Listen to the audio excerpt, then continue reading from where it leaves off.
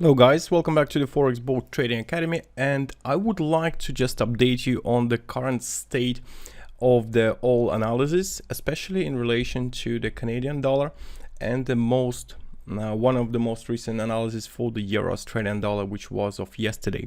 But before we continue, I would like to remind you all the information in this video is for educational purpose only, should not be considered as a financial advice. And what we have on the Euro Australian is the rejection of the trend line. So basically this support, this resistance previous acted as this support, which I don't like, price starting to move up, and we might see the break to the upside.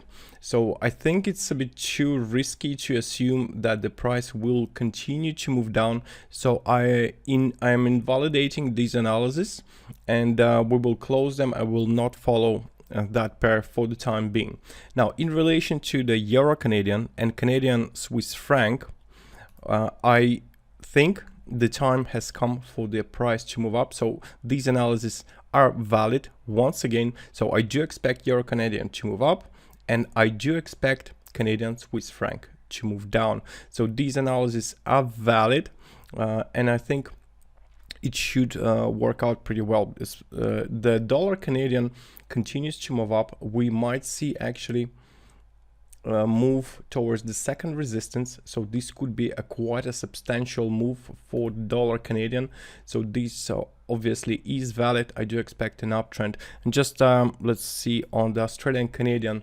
Also, I think here is a bit risky to hold, not sure what's happening, so I'm invalidating this because of the potential weakness of the Australian dollar. Now, Australian Swiss franc, we still will be looking at the daily closing price, whether it will be below or not. But if will be below, I will invalidate this analysis and will not come back to it. So and analysis for today, as you can see, the dollar yen started to move up as expected.